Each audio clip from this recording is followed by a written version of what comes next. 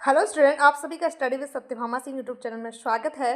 तो आप सभी की स्टडी कैसी चल रही है आप लोग कमेंट में ज़रूर बताएं, ताकि आप लोगों के जो भी प्रॉब्लम आ रही है उसको सॉल्व किया जा सके और आप लोग अच्छे से अपना एग्ज़ाम देना। जिनका कल पे एग्ज़ाम है वो अच्छे से अपना एग्ज़ाम देना, पूरी मेहनत से देना और बिल्कुल कूल माइंड से देना, क्योंकि एग्ज़ाम में सबसे ज़्यादा ज़रूरी क्या होता है, हमारा शांत मन।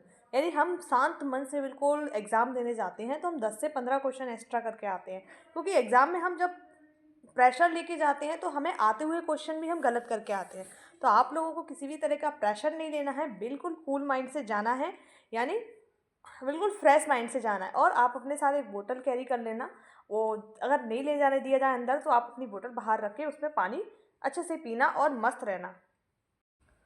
और आप लोग एक चीज़ का भी और ध्यान देना, आपके जो भी डॉक्यूमेंट है उनको भी लेके जाना है साथ में ढंग से, और किसी भी तरह का लोड नहीं लेना है। वहाँ पर सिर्फ एग्ज़ाम सेंटर पे आप जाइए और एग्ज़ाम दे के आइए। और आप एग्ज़ाम देने के बाद ये भी बताइए कि आपके स्कोर क्या रहे, साथ में क्या कौन से क्वेश्चंस आए थे, जिनसे और बच्चों को भी जानकारी प्राप्त हुई। क्योंकि बाकी लोगों से तो अपन रिव्यू ले ही रहे हैं कि किस तरह के क्वेश्चन पूछे जा रहे हैं, उस पर अपन प्रश्न भी बना रहे हैं और पुराने जो प्रश्न आए हैं उनको भी अपन ने कंसिडर किया है। और साथ में कुछ नए प्रश्न भी हैं जो आपके एग्ज़ाम में आ सकते हैं। और बोल रहे हैं कि आपका जो पेपर आ रहा है वो थिंकिंग बेस्ड आ रहा है, समझ पर आधारित आ रहा है। तो वो सिर्फ सिंपल ही है, क्योंकि समझ पर आधारित वही क्वेश्चंस आ रहे हैं जो समझ पर आधारित हैं, ठीक है। तो जैसे आपका प्रबंधन वाला गुण है, बाल अवस्था वाला गुण, ये आपके समझ पर आधारित प्रश्न है, तो यहाँ से तो बनेंगे ही समझ पर आधारित प्रश्न। चलो स्टार्ट करते हैं अपना बिना किसी देरी का पहला क्वेश्चन। तो आप लोग के सामने दिख रहा है पहला क्वेश्चन क्या है अपना। पहला प्रश्न अपना है, निःशक्त जन शब्द का अर्थ क्या है। आपका जो निःशक्त जन शब्द होता था उसका अर्थ क्या है, तो आपके आंसर भी आपको शायद दिख रहा है, तो वो है ऑप्शन नंबर बी, यानी विकलांग व्यक्ति। नेक्स्ट क्वेश्चन क्या है, कौन सा सिद्धांत विकास के दौरान बच्चों के मानसिक और शारीरिक विकास को समझने में के लिए महत्वपूर्ण है। इसमें से कौन सा सिद्धांत है जो व्यक्ति के मानसिक और शारीरिक विकास को समझने के लिए है। तो आंसर कीजिए, इसका आंसर क्या है बताइए आप सभी। ऑप्शन नंबर ए, विकासात्मक सिद्धांत, ठीक है, ऑप्शन नंबर ए है। नेक्स्ट है, मूल अधिकारों की घोषणा किसने की थी जो विशेष रूप से विकलांग बच्चों के लिए लागू होते हैं। तो किसने की थी, आप बताइए इसका आंसर। तो इसका आंसर क्या है अपना, संयुक्त राष्ट्र संघ के द्वारा की गई थी। और अपने संविधान में जो मूल अधिकार दिए गए हैं वो किस भाग में है, तो वो आपके भाग 3 में है। कितना, 3 में है। और अनुच्छेद 12 से लेके 35 तक दिए गए हैं, ठीक है। और 6 भागों में विभाजित किया गया है इनका, ठीक है। जैसे स्वतंत्रता का अधिकार, समता का अधिकार, शोषण के विरुद्ध अधिकार, इस प्रकार से 6 भाग आपके हैं, ठीक है। नेक्स्ट क्या है, चलो, भारतीय संविधान में विकलांग व्यक्ति के अधिकारों को कौन से अनुच्छेद में संरक्षित किया गया है। तो बताइए कौन सा अधिकार अनुच्छेद है। तो ऑप्शन नंबर डी, यानी 46 अनुच्छेद है, इसमें संरक्षण प्रदान किया गया है। नेक्स्ट क्वेश्चन आपका है, विकलांग व्यक्तियों के अधिकार अधिनियम 2016 में कौन सी प्रमुख सुविधा प्रदान की गई। तो उसमें कौन सी सुविधा आपको प्रदान की गई थी जो विकलांग बच्चों को, वो थी विकलांग व्यक्तियों के लिए आरक्षण, मानसिक स्वास्थ्य और देखभाल और शिक्षा का अधिकार। उपयुक्त सभी इसका आंसर है। तो आप सभी इनका आंसर भी बताया, देखा करो कि आपके बन रहे हैं या नहीं बन रहे हैं, ठीक है। सामाजिक एकीकरण के संदर्भ में निम्नलिखित में से कौन सा सिद्धांत लागू है। तो बताइए आपको इसका आंसर क्या है। तो इसका आंसर है ऑप्शन नंबर सी, यानी समग्र विकास का सिद्धांत सामाजिक एकीकरण से संबंधित है, ठीक है। नेक्स्ट क्वेश्चन क्या है, विशेष शिक्षा किस उद्देश्य से प्रदान की जाती है। तो विशेष शिक्षा किस लिए उद्देश्य से प्रदान की जाती है। तो आपकी स्क्रीन पर आपको ऑप्शन दिख रहे हैं, तो आप लोग बताइए जल्दी से, क्योंकि हमें 180 मिनट में 120 क्वेश्चन कंप्लीट करने हैं। ऐसा पेपर में है, परंतु यहाँ पर हम थोड़ा जल्दी जल्दी करेंगे ताकि कम टाइम में हम ज़्यादा से ज़्यादा नॉलेज गेन कर सकें, ठीक है। तो आंसर इसका क्या है, ऑप्शन नंबर ए, यानी विकलांग बच्चों के शारीरिक विकास का उद्देश्य है। विकलांग बच्चों के सॉरी, गलत बता दिया, शिक्षा पूछ रहा है ना, तो ये है विकलांग बच्चों की शिक्षा में सुधार के लिए, ठीक है, ऑप्शन नंबर डी। नेक्स्ट है, किस अंतर्राष्ट्रीय संगठन ने विकलांग बच्चों के अधिकार को सुरक्षा के लिए convention on rights of personal with disability की घोषणा की थी। तो बताइए किसने घोषित की थी। तो ये यूनाइटेड नेशन ने घोषित की थी, ठीक है, ध्यान रखें, जिसका नाम संयुक्त राष्ट्र संघ है, ठीक है। नेक्स्ट क्या है, विकलांग बच्चों के लिए एक विशेष विद्यालय में शिक्षा देने के लिए किस प्रणाली का अनुसरण किया जाता है। तो बताइए कौन सी शिक्षा प्रणाली का अनुसरण किया जाता है, आपके सामने ऑप्शन है। तो इसका आंसर क्या है, ऑप्शन नंबर बी, यानी विशेष शिक्षा प्रणाली का प्रयोग किया जाता है। नेक्स्ट क्वेश्चन अपना क्या है, स्वतंत्रता प्राप्ति और पुनर्वास पर आधारित किस अंतर्राष्ट्रीय दस्तावेज ने विकलांग व्यक्तियों के अधिकारों को मान्यता दी गई थी। तो बताइए इसमें कौन सा हो सकता है आपके अनुसार। तो इसका जो आंसर है वो है आपका ऑप्शन नंबर बी, यानी convention on rights of personal with disability में इन्हें परमिशन दी गई थी, अधिकारों को मान्यता दी गई थी। नेक्स्ट क्वेश्चन आपका क्या है, विशेष शिक्षा का उद्देश्य क्या है? विशेष शिक्षा जो होती है, स्पेशल एजुकेशन जो होती है, क्या उद्देश्य है? ऑप्शन नंबर ए, यानी विकलांग बच्चों को सामान्य शिक्षा के बराबर अवसर प्रदान करना है। स्पेशल एजुकेशन उन्हीं बच्चों को दी जाती है जो किसी ना किसी चीज़ से डिसेबिलिटी है उनके अंदर, चाहे हाथ से हो, पैर से हो, आँख से हो, कान से हो, कहीं ना कहीं से वो कमज़ोर हैं, इसलिए उन्हें विशेष स्पेशल एजुकेशन दी जाती है ताकि उनका जीवन सुचारू रूप से चल सके नॉर्मल पर्सन की तरह। समावेशी शिक्षा का क्या अर्थ है? बताइए। समावेशी जो शिक्षा होती है, इनक्लूसिव सॉरी जो समावेशी शिक्षा है उसका क्या अर्थ है? बताइए इसका आंसर। इसका आंसर है ऑप्शन नंबर क्या है आपका बी, यानी विकलांग बच्चों की सामान्य स्कूलों में शिक्षा दी जाना। यानी जो समावेशी शिक्षा है उनको सामान्य स्कूलों में एजुकेशन दिया जाए ताकि वो लोग भी सीख सकें। विकलांग बच्चों के लिए भारत सरकार द्वारा लागू की गई नीति कौन सी है? तो ये नीति कौन सी है? बताइए कौन सी है, आप लोग बताइए, जल्दी से आंसर कीजिए, आप लोगों को जल्दी जल्दी आंसर करना है। तो इसका क्या है? विशेष शिक्षा नीति। तो अपन लोगों का ये शिशु एवं स्वास्थ्य वाला कल अपन लोगों ने वीडियो देखा था, अपन ने क्वेश्चन सॉल्व किए थे, ये अपना उसका सेकंड वीडियो है, तो आप इसको भी एंड तक देखना है क्योंकि कुछ नए प्रश्न अपन ने कुछ रह गए थे उसमें, तो यहाँ पर कवर करें, कुछ और भी जो आपके रह जाते हैं वो अगली वीडियो में अपन कवर कर लेंगे, ठीक है। नेक्स्ट है, विकलांग बच्चों की शिक्षा के लिए भारत में कौन सी कानूनी प्रावधान है? तो बताइए कौन सा कानूनी प्रावधान है विकलांग व्यक्तियों के अधिकार अधिनियम 2021 में? और ये अधिनियम में कितनी प्रकार की विकलांगता निर्धारित की गई थी? तो 21 प्रकार की विकलांगता निर्धारित की गई थी, ध्यान रखना है। नेक्स्ट है, बेसिक शिक्षा अधिनियम विशेष शिक्षा में निम्नलिखित में से किसे प्राथमिकता दी जाती है? तो किसे प्राथमिकता दी जाती है, प्रायोरिटी किसे दी जाती है? बताइए। तो ऑप्शन नंबर कौन सा हो सकता है इसमें? तो इसका आंसर ऑप्शन नंबर ए, यानी विकलांग बच्चों के शारीरिक और मानसिक विकास को बढ़ावा देना है, ठीक है। नेक्स्ट क्या है, समावेशी शिक्षा में निम्नलिखित में से कौन सा तत्व शामिल नहीं है? तो जो आपकी समावेशी शिक्षा है, सभी को समान रूप से शिक्षा प्रदान की जाए, उसमें कौन सा तत्व शामिल नहीं है, ये पूछा जा रहा है। ये कहा था, आप ध्यान रखना कि पेपर में जब आप सॉल्व करो तो ये एक चीज़ देखना कि वो है पूछ रहा है या नहीं है पूछ रहा है। लगभग 10 से 20% जो बच्चों का सिलेक्शन रुकता है ना, वो सिर्फ इसी के कारण रुकता है, 1-2 नंबर से जो रह जाते हैं, वो ये नहीं और है में क्वेश्चन को पढ़ने में गलती कर देते हैं। तो हमें यहाँ पर गलती नहीं करनी है क्योंकि हमें अल्टीमेटली उद्देश्य क्या है, पेपर को ढंग से सॉल्व करना है। तो इसका आंसर बताइए, ऑप्शन नंबर बी, विकलांग बच्चों को अलग से शिक्षा देना, ठीक है। नेक्स्ट है, विकलांग बच्चों के लिए शिक्षा में अनुकूलित शिक्षा का क्या मतलब है? जो अनुकूलित शिक्षा है उसका क्या मतलब है, बताइए आप सभी लोग। तो आपके सामने स्क्रीन पर भी आंसर जो ऑप्शन है वो दिख रहे हैं, तो इसका आंसर आप लोगों को टिक करना है। तो इसका ऑप्शन नंबर बी, यानी विकलांग बच्चों के लिए सामान्य शिक्षा में संशोधन करना है, ठीक है। तो आप सभी को मज़ा आ रहा होगा इन क्वेश्चन को सॉल्व करते हुए, तो आप लोग अच्छे से क्वेश्चन सॉल्व कीजिए। और हमारा उद्देश्य यही है कि हम हंसते मजाक की मूड में अपना पेपर अच्छे से निकाल लें, हंसते हुए खेलते हुए अपन पढ़ाई करें। ये नहीं कि लोड लेके कर रहे हैं तो हमें मतलब 10 घंटे पढ़े जा रहे हैं और कुछ याद भी नहीं हो रहा। तो हमें पढ़ना ऐसा है कि एक बार पढ़ना है और आपको मल्टीपल रिवीजन उसका करना है, ठीक है, क्योंकि रिवीजन ही किसी भी एग्जाम को क्रैक करने की है।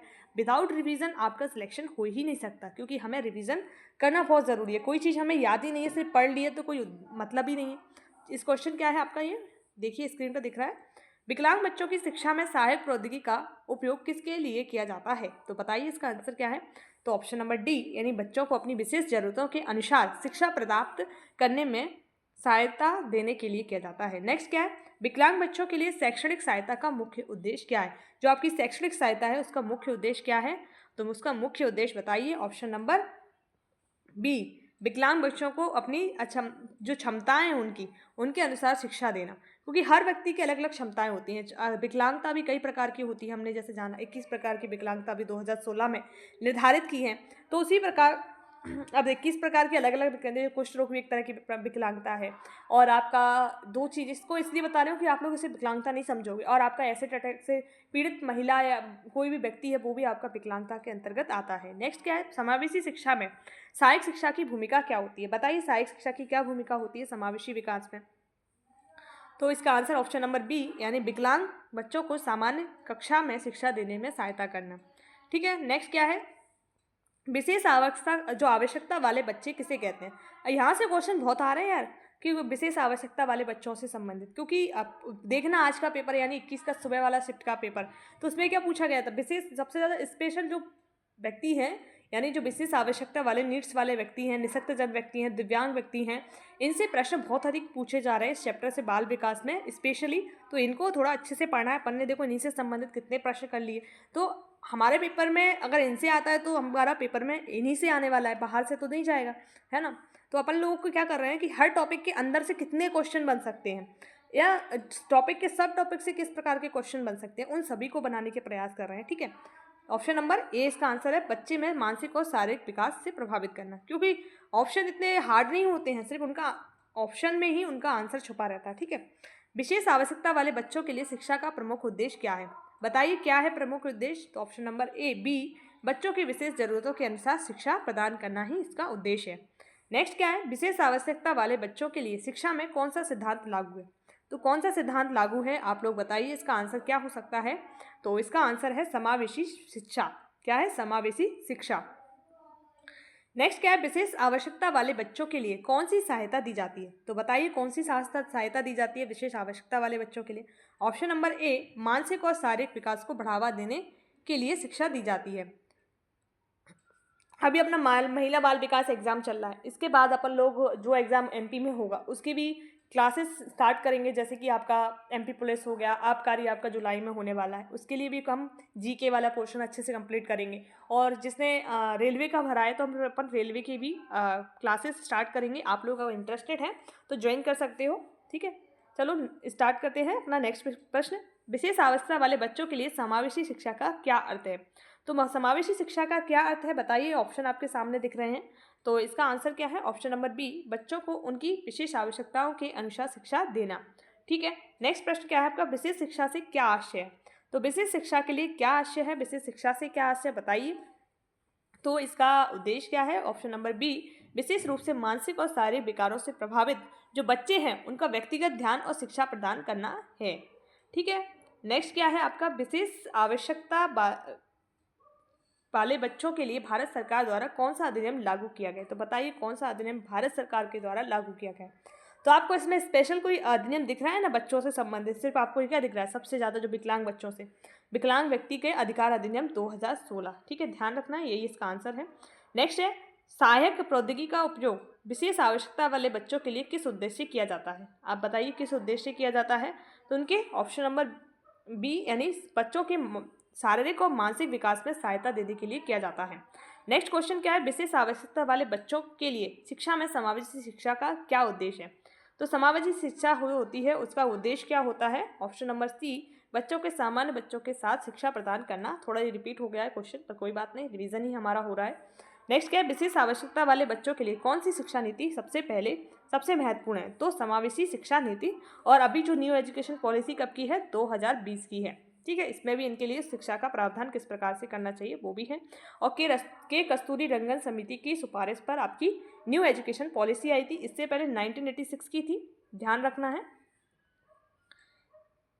बाल्यावस्था से कुछ प्रश्न हैं आपके, बाल्यावस्था के विकास के कौन से क्षेत्र प्रमुख हैं, तो कौन से क्षेत्र प्रमुख हैं आपके पास ऑप्शन है ये तीनों चारों, तो इनका आंसर बताइए। उपयुक्त सभी हैं। ठीक है, ध्यान रखना है, क्या उपयुक्त सभी, मानसिक हो, सामाजिक हो, भावनात्मक हो या फिर शारीरिक विकास हो, सभी इंपॉर्टेंट हैं। नेक्स्ट क्या है, बाल्यावस्था में शारीरिक विकास का मुख्य संकेतक क्या है, तो बताइए कौन सा संकेतक मुख्य संकेतक है, तो आप लोग जरूर इसका आंसर कीजिए। तो इसका आंसर क्या है, मोटर कौशल में सुधार। ठीक है, नेक्स्ट है, बाल्यावस्था में सबसे महत्वपूर्ण मानसिक विकास कौन सी अवस्था से संबंधित है, तो सबसे बताइए मानसिक विकास सबसे महत्वपूर्ण अवस्था से संबंधित है तो वो कौन सा है। तो आप सभी के जो आंसर है वो ऑप्शन नंबर डी होना चाहिए, क्योंकि यही इसका आंसर है। नेक्स्ट है, बाल्यावस्था में सामाजिक और भावनात्मक विकास में क्या होता है, बताइए सामाजिक और भावनात्मक विकास है उसमें क्या होता है। ऑप्शन आपके सामने, 2 आत्मसम्मान का निर्माण होता है, सेकंड क्या कहता है, दूसरों के साथ मेलजोल और रिश्तों का विकास होता है, तीसरा भावनाओं का नियंत्रण अभिव्यक्त होता है, और लास्ट आपका उपयुक्त सभी। तो मेरे अकॉर्डिंग तो उपयुक्त सभी होना चाहिए, और आपसे अकॉर्डिंग देखिए क्या है, उपयुक्त सभी है। ठीक है, नेक्स्ट है, बाल्यावस्था में सबसे अधिक प्रभावी किसका होता है, मतलब जो प्रभाव है सबसे ज़्यादा किसका होता है, तो बताइए किसका प्रभाव सबसे ज़्यादा होता है। तो आहार एवं पोषण, न्यूट्रिशन, उसके लिए बच्चे के विकास के लिए सबसे अधिक प्रभावी किसका होता है, तो ये आपका सामाजिक परिवेश का होता है। इस बच्चे के जो विकास से इसका मतलब है पोषण से नहीं है, पोषण से होता तो आहार और पोषण का होता, शारीरिक विकास से होता। अगर वो नहीं पूछ रहा है, वो क्या पूछ रहा है, सबसे प्रभावी किसका है, तो सबसे सामाजिक परिवेश। यहाँ पर बच्चा सबसे पहले सीखता है, सामाजिक परिवेश में सभी गुणों का विकास करता है। नेक्स्ट क्या है, बाल्यावस्था के दौरान बच्चों के विकास भाषा विकास के लिए कौन सा पहलू सबसे महत्वपूर्ण है, तो बताइए आप लोग की भाषा विकास के लिए सबसे महत्वपूर्ण पहलू कौन सा है। तो शब्दावली का विस्तार करना है, या सही उच्चारण करना है, या फिर संचार कौशल, क्या हो सकता है आपके अकॉर्डिंग। तो इसका आंसर क्या होगा, उपयुक्त सभी, यानी सभी हैं वो आपके इसका आंसर होगा। नेक्स्ट है, बाल्यावस्था में सबसे अधिक किस प्रकार की मानसिक क्रियाएं होती हैं, तर्कपूर्ण सोचना, या धारणा और कल्पना, या याददाश्त का विकास करना, या फिर भावनाओं का नियंत्रण करना। तो बताइए क्या इसका ऑप्शन हो सकता है, इसका आंसर क्या है, धारणा और कल्पना करना बाल्यावस्था में सबसे अधिक मानसिक क्रियाएं होती हैं। नेक्स्ट क्या है, बाल्यावस्था में बच्चों के मानसिक और शारीरिक विकास में किसका प्रभाव सबसे अधिक होता है, तो बताइए किस चीज़ का प्रभाव बच्चे के मानसिक और शारीरिक विकास में सबसे अधिक होता है। तो जैविक कारक भी होते हैं, पर्यावरणीय कारक और सामाजिक कारक, ये तीनों क्या होते हैं, बच्चे के शारीरिक और मानसिक विकास में अपना प्रभाव डालते हैं। नेक्स्ट है, बाल्यावस्था के विकास में स्वतंत्रता का क्या महत्व है, जो स्वतंत्रता है उसका क्या महत्व है, इसका आंसर कीजिए। तो आप लोग बताइए इसका आंसर क्या है, जल्दी जल्दी आंसर करना आप सभी लोग, क्योंकि टाइम कम है। ऑप्शन नंबर बी, बच्चों को छोटे निर्णय लेने की स्वतंत्रता मिलनी चाहिए। ठीक है, नेक्स्ट अपना क्वेश्चन क्या है, बाल्यावस्था में बच्चों की भावनात्मक सुरक्षा के लिए क्या सबसे जरूरी है, तो बताइए क्या सबसे जरूरी है, इसका आंसर क्या होगा। ऑप्शन नंबर आपका प्यार और देखभाल बच्चे के लिए बहुत जरूरी है। ठीक है, ऑप्शन नंबर ए। कुछ नेतृत्व से अपन देख लेते हैं, नेता का क्या अर्थ है। ठीक है, नेतृत्व का जो अर्थ है, मतलब किसी भी चीज़ का नेतृत्व करने के लिए व्यक्ति के अंदर दूसरों को प्रेरित करने की भावना और जो उनके लक्ष्य हैं उनको उनके मार्गदर्शन में सहायक होना चाहिए। तो ये नेतृत्व की परिभाषा भी है और इसका आंसर भी यही है, दूसरों को प्रेरित करना और उन्हें एक लक्ष्य की ओर मार्गदर्शन करना। जैसे हमारे नरेंद्र मोदी जी हैं, तो हमारे देश का नेतृत्व कर रहे हैं, उनको सारी व्यवस्थाओं को देख रहे हैं, तो एक नेता के रूप में भी, और लक्ष्य उनका क्या है, कई सारे लक्ष्य निर्धारित करते हैं, उनकी पूर्ति करते हैं, तो एक तरह का क्या है, हमारा नेतृत्व है। और समझ में नहीं आ रहा तो आपने घर से ले लीजिए, हमारे घर के कोई बड़े बुजुर्ग होते हैं, वो हमारे परिवार का नेतृत्व भी तो करते हैं, किस प्रकार की क्या जरूरत है। पापा को ले लीजिए अपनी फैमिली में, तो वो अपने फैमिली का क्या है, एक लीडर है। अगर किसी की फैमिली में मदर लीडर है, तो लीडर का काम कर रही है ना, पूरे घर को संभाल रही है, तो कोई भी हो सकता है लीडर। ठीक है, नेक्स्ट क्या है, एक अच्छे नेता में कौन सा गुण सबसे महत्वपूर्ण होना चाहिए, तो बताइए कौन सा गुण एक अच्छे नेता में सबसे ज़्यादा होना चाहिए। तो आप लोगों को कौन सा लग रहा है आपके अकॉर्डिंग, अगर आप एक नेता होते तो आपके अंदर कौन सा गुण होता जो एक अच्छे नेता में होना जरूरी है, तो आप लोग टिक करिए इसका आंसर। तो वो आपका है ईमानदारी, सबसे पहले अपना हॉनेस्टी होना बहुत ज़रूरी है। ठीक है, नेक्स्ट क्या है, नेतृत्व की किस शैली में नेता अपने कर्मचारियों को स्वतंत्रता देता है, तो बताइए, ये दोनों में से आप आंसर निकाल लोगे, तो बताइए कौन सा आंसर है इसमें, लोकतांत्रिक नेतृत्व या स्वच्छंद नेतृत्व। तो लोकतांत्रिक नेतृत्व में ही वो कर्मचारियों को स्वतंत्रता देता है। हम लोकतंत्र में रहते हैं जब तो अपनी बात कह पाते हैं, अगर हम लोकतंत्र में नहीं रहते, चाइना जैसे देश में रहते, वहाँ पर अपनी बातें ही नहीं कह पाते, तो क्या मतलब है। अब वहाँ पर हमारे यहाँ क्या डेमोक्रेसी है। ठीक है, सॉरी, नेतृत्व के शैली के नेता अपने कर्मचारियों को स्वतंत्रता देता है, तो लोकतांत्रिक नेतृत्व ही है, इसका स्वच्छंद नेतृत्व नहीं है, ध्यान रखना है। यहाँ पर मिसप्रिंट हो गया है। ठीक है, नेक्स्ट क्या, एक अच्छे नेता को किसे ध्यान में रखना चाहिए, बताइए किसे ध्यान में रखना चाहिए। ऑप्शन नंबर बी, अपने और अपने समूह के लक्ष्यों को ध्यान में रखना चाहिए। नेता के लिए कौन सा गुण समूह के अंदर विश्वास को बनाए रखने के लिए जरूरी है, समूह के अंदर विश्वास बनाए रखने के लिए नेता का कौन सा गुण है, बताइए इसका आंसर क्या है। तो इसका आंसर ऑप्शन नंबर ए, विश्वास और ईमानदारी का गुण नेता के अंदर होना चाहिए। ठीक है, नेक्स्ट है, संप्रेषण का अर्थ क्या है, संप्रेषण है उसका अर्थ क्या है, बताइए संप्रेषण का अर्थ क्या है। बताइए, ये आपके सामने चारों आंसर क्वेश्चन के जो है ऑप्शन है, तो इसका आंसर क्या है, संप्रेषण यानी संदेश का आदान प्रदान। संप्रेषण कम्युनिकेशन क्या होता है, वन वे थोड़ी होता है, कम एक साइड से दे रहे हैं, वहाँ से कोई रिस्पॉन्स ही मिला, दोनों साइड से इससे कम्युनिकेशन होता है, इधर से जाता है उधर से उसका फीडबैक मिलता है। ठीक है, नेक्स्ट है, किसे प्रभावी संप्रेषण माना जाता है, सबसे ज़्यादा प्रभावी किसे संप्रेषण माना जाता है, तो आप लोग बताइए। ऑप्शन नंबर बी, जब संदेश पूरी तरह से समझ में आ जाता है। ठीक है, नेक्स्ट है, संप्रेषण में सकारात्मक प्रतिक्रिया का क्या अर्थ है। अब सकारात्मक प्रतिक्रिया जो होती है, फीडबैक होता है, उसका क्या अर्थ है, संदेश को ठीक से समझना और उस पर प्रतिक्रिया देना। ऑप्शन नंबर ए इसका आंसर है। नेक्स्ट है, संप्रेषण के किस रूप में संदेश बिना शब्दों के होता है। ठीक है, तो बताइए शारीरिक भाषा, यहाँ पर शब्दों की ज़रूरत नहीं, बॉडी लैंग्वेज से हम समझ जाते हैं, ठीक है। जैसे हम लोग कुछ इशारों में किसी को कुछ चीज़ें बताना चाहते हैं तो हम बता देते हैं ना, तो उसी तरह का संप्रेषण है। संप्रेषण में सुनना क्यों महत्वपूर्ण है, बताइए क्यों ज़रूरी है सुनना। अगर आप किसी की बात नहीं सुनोगे तो रिस्पॉन्स कैसे दोगे। जैसे मैं आपको पढ़ा रही हूँ तो आप मेरा मेरा आपके प्रति संप्रेषण हो रहा है ना, मैं आपको बोल रही हूँ, आप लोग उसे सुन रहे हो और आप मैसेज बॉक्स, जो कमेंट बॉक्स होता है वहाँ पर रिप्लाई कर रहे हो, तो ये किस प्रकार का संप्रेषण होगा, सुनना, यानी आप मेरी बातें सुन रहे हो ना। तो संप्रेषण में सुनने का क्या महत्वपूर्ण है, अब आंसर कीजिए।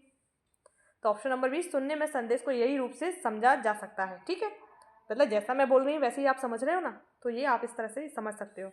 नेक्स्ट है, समूह संबंधों में सहयोग का क्या महत्व है। समूह संबंध जो होते हैं उनमें सहयोग का क्या महत्व है।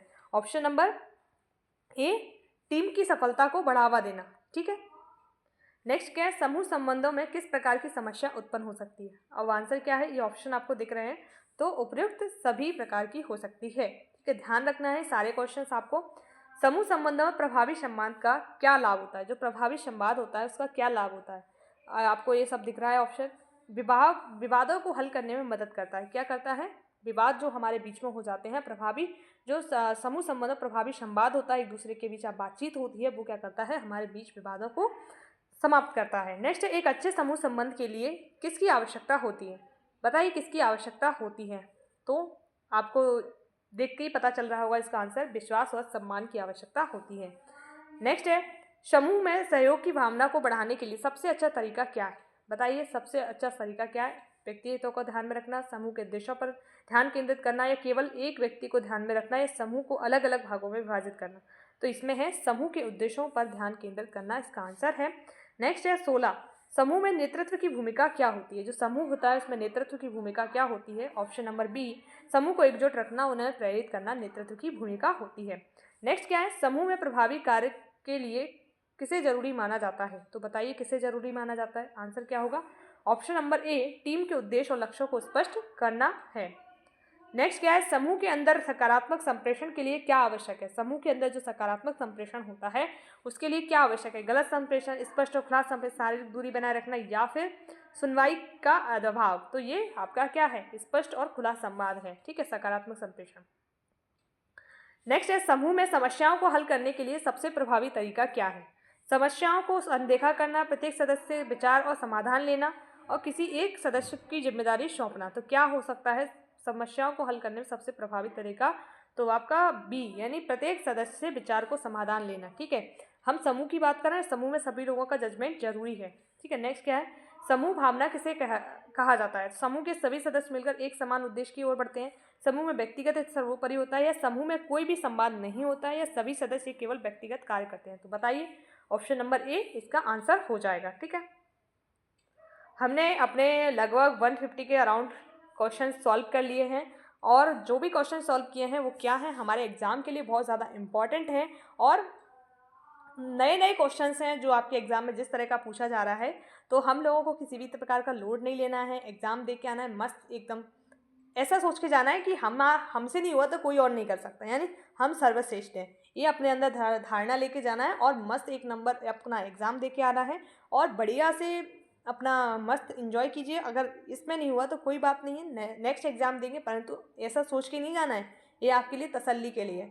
और कुछ लोग बोल रहे हैं कि मैम जिनके एग्ज़ाम दे चुके हैं कम नंबर आ रहे हैं, तो वो टेंशन लेने की ज़रूरत नहीं है। जब आपका रिज़ल्ट आएगा तो सभी आप लोग मानना कि आपके कम नंबर हैं, या फिर आपका सिलेक्शन नहीं हुआ है। बाकी अफवाहों पर आप लोग ध्यान नहीं देना है किसी भी तरह की, ठीक है।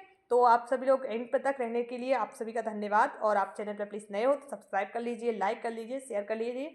तो सब्सक्राइब करने का एक फ़ायदा है आपको कि वीडियो सबसे पहले आपको मिल जाएगी, ठीक है, उसका नोटिफिकेशन आपको चला जाएगा, जिससे आपको इस तरह के प्रश्न चूकेंगे नहीं, और आपको अच्छे से मदद कर सकते हैं ये एग्ज़ाम में, ठीक है।